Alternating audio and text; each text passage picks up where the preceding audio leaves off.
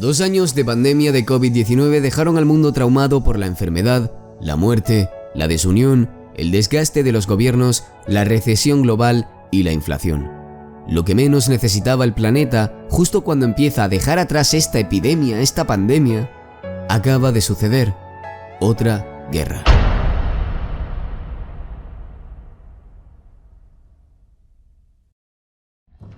Y no, esta vez no es cualquier guerra. Es un enfrentamiento entre estados, un fenómeno que parecía distante en el siglo XXI, dominado por conflictos civiles, como los de la primavera árabe o guerras híbridas. La invasión total de Rusia a Ucrania marca el regreso del conflicto bélico entre estados que definió a la Primera y la Segunda Guerra Mundial. Una gran potencia militar, la tercera a escala global, irrumpe en un país más pequeño que a su vez cuenta con el respaldo de otras naciones. La historia, por desgracia, nos suena dolorosamente conocida. Son, como la definió una fuente diplomática a la agencia Reuters, las horas más oscuras de Europa desde 1945. Entonces, ¿está el mundo a las puertas de la Tercera Guerra Mundial? Algunas claves permiten definir algunos escenarios que le esperan al planeta. Primero, ¿es este el inicio de una nueva gran guerra global? Las dos guerras mundiales involucraron y enfrentaron a las entonces mayores potencias militares y políticas del mundo: Estados Unidos, Rusia y Gran Bretaña, Alemania, Japón. El resto del mundo se dividió hacia un lado, los aliados o el otro, el eje. Esta nueva guerra involucra directamente a Rusia y a Estados Unidos, que hasta este momento insiste en que no participará militarmente de la contienda en Ucrania. Para convertirse en una verdadera guerra mundial, debería intervenir la otra superpotencia actual, China. Xi Jinping y Vladimir Putin sellaron hace 3 semanas una alianza estratégica para contener a Estados Unidos en todos los frentes, desde el económico y político hasta el cultural. Sin embargo, por ahora Pekín parece bastante reticente a participar militarmente del conflicto. Dos datos lo disuaden: las capacidades militares de Rusia y de China crecen con firmeza, pero aun si se juntaran, no sobrepasarían el poderío norteamericano, de acuerdo con un informe de la corporación RAND del año pasado. Por el otro lado, una guerra global atentaría contra la economía china y contra dos de sus principales socios comerciales, Estados Unidos y la Unión Europea. Xi necesita una economía robusta para mantener la calma dentro de China y afianzar su proyecto de poder. Más que a las puertas de una tercera guerra mundial, el mundo está entonces frente a la posibilidad de una nueva gran guerra europea. Eso, a su vez, dependerá del panorama que se abra desde este mismo momento. Entonces, ¿qué escenarios se abren debido a todo esto? En este momento, Putin tiene la iniciativa por la dimensión y velocidad del escenario que Occidente pensaba menos probable, el de la invasión total. En 12 horas, sus fuerzas entraron por el norte, el este y el sur, una estrategia que estremece a Ucrania y obliga a Estados Unidos y las potencias europeas a repensar su respuesta.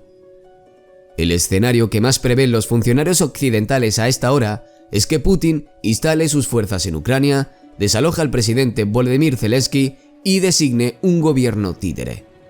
Ante semejante demostración de fuerza, las sanciones propuestas por Estados Unidos y la Unión Europea suenan a poco, y más si la ocupación deja a un Putin fortalecido, dispuesto a rediseñar la arquitectura de seguridad de Europa, restablecer las esferas de influencia de la era soviética y a alejar a la OTAN de sus fronteras. En este caso, ¿qué le impediría avanzar sobre naciones que hoy, a diferencia de Ucrania, sí son miembros de la Alianza Atlántica e incluso de la Unión Europea, como Polonia, Estonia, Lituania o Letonia? Si ese fuera el camino de Putin, Europa estaría ante una gran guerra continental. ¿Podrán las sanciones occidentales destinadas a asfixiar la economía rusa y disuadir a Putin de una larga y dolorosa ocupación evitar ese escenario? ¿O deberán Estados Unidos y la Unión Europea involucrarse militarmente? Washington y Bruselas insisten en que sus botas no pisarán de ninguna manera Ucrania.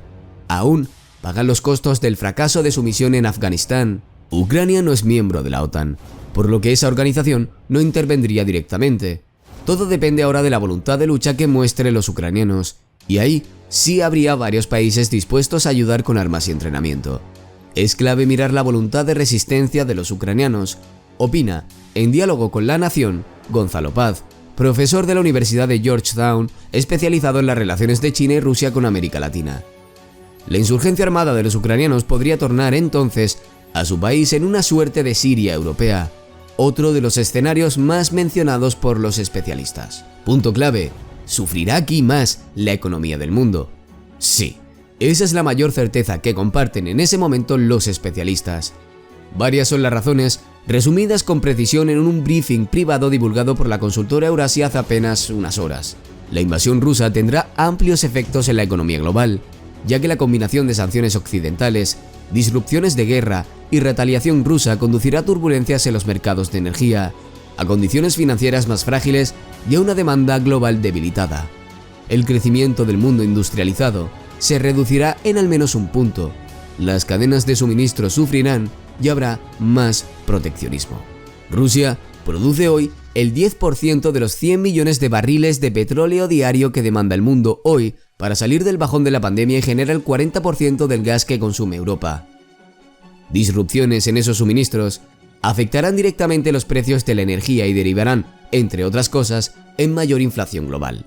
En ese escenario de vulnerabilidad económica global, los países más frágiles sufrirán más que otros. ¿Qué opinas tú? Te leo en los comentarios.